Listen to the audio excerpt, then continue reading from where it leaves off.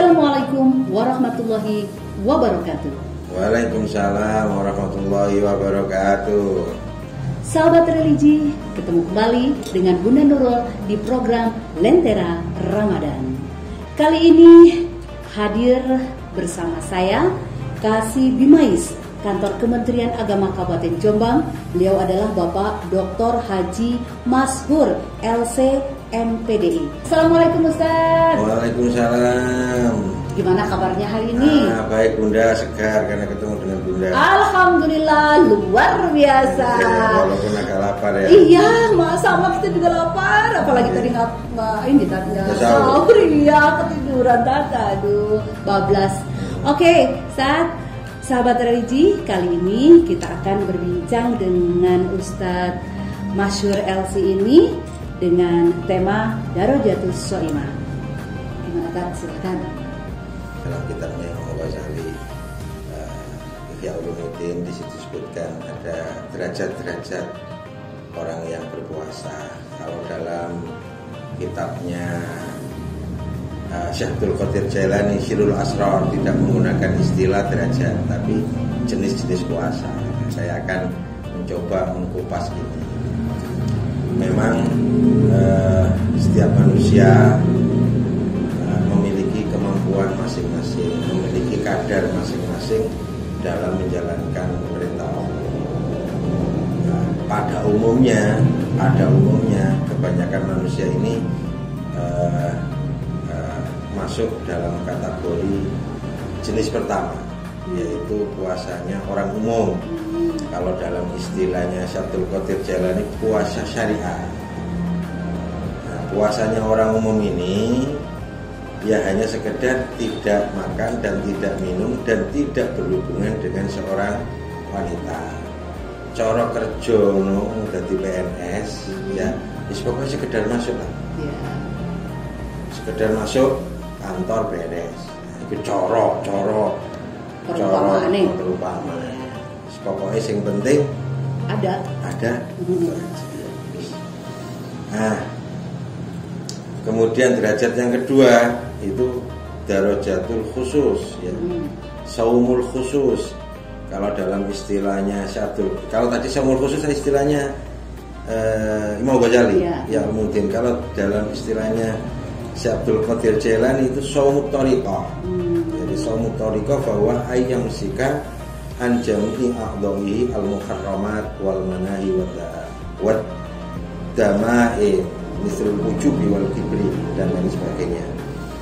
Jadi kalau sudah pada tingkatan yang kedua ini, dia tidak hanya sekedar berupaya untuk menahan lapar dan dahaga dan tidak berhubungan dengan seorang wanita, tapi sudah pada sampai tataran dia menjaga seluruh anggota fisiknya dari perkara-perkara yang dilarang oleh Allah atau dari perkara-perkara yang bisa menghilangkan pahala puasa. Matanya dijaga, telinganya dijaga, kakinya dijaga, tangannya dijaga. Tapi kalau Syabdul Qadir Jailani agak lebih dalam lagi, bukan hanya fisiknya yang dijaga, tapi hatinya dijaga. Bagaimana tidak ujub. Nah kayak begini ini kan saya bisa saja digoda. Digoda apa? Digoda agar diwasi reno YouTube keren. Nah ini kalau menurut Saumut Thariqah indah Syekh Abdul Qadir Jailani wis entek hilang gitu. Nah ini harus dijaga. Bagaimana anggota fisik kita selamat sehingga pahala puasa sebagaimana yang sering kita dengar hanya lapar dan dahaga, kita masuk pada derajat kedua atau dalam istilah Syekh Abdul Qadir Jailani adalah saumut thariqah. Nah, derajat yang ketiga ini derajat yang paling tinggi dan mudah-mudahan kita bisa sampai sini. Nah, kalau Imam Ghazali mengibaratkan saumu khususil khusus, posone wong sing khususul khusus, wong istimewa lah. Nah, kalau bahasa kerennya anak muda sekarang apa Bunda ya? Amazing. Orang yang amazing kan gitu ya. Amazing. Keren. Wow, ajib. Kalau dalam bahasa Jombatan itu Arab Jombatan, ajib. Keren ya. Keren wow, itu ya. Wow, yes. dia ini sudah pada tingkatan bukan hanya tidak makan dan tidak minum, bukan hanya pada tingkatan menjaga fisik, bukan hanya pada tingkatan seperti Syekh Abdul Qadir Jailani menjaga pikiran dan hati, tapi sudah membersihkan di hatinya ma siwallah. Kan gitu ya, ma siwallah.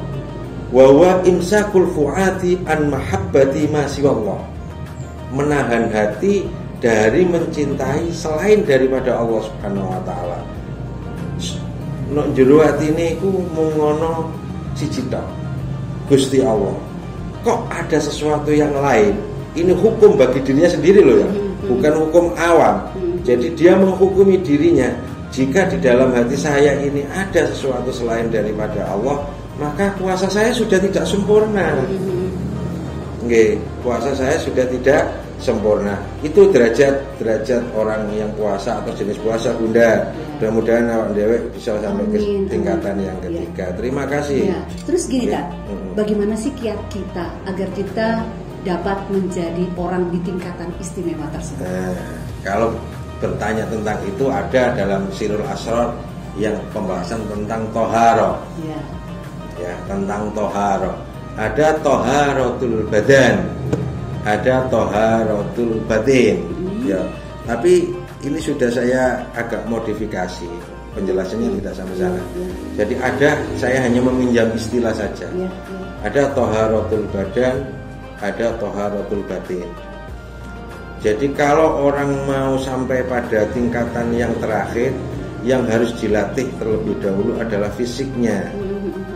Jadi bagaimana fisiknya ini sudah tidak mengambah pada sesuatu yang jelek dulu. Ya, zikir dengan lafaz. Kalau belum bisa dengan hati, dengan lafaz. Mulutnya subhanallah, subhanallah, subhanallah, kan gitu ya. Kemudian fisiknya nggak suka ke diskotik. Pokoknya hal-hal yang siap lah gitu ya. Jadi seluruh fisik harus dilingkupi hal-hal yang positif. Baru nanti pada tingkatan toharotul batin.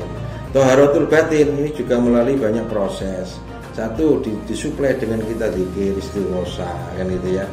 Membiasakan diri naik sepeda bersolawat dan lain sebagainya. Kan gitu, terus belajar mengingat Allah.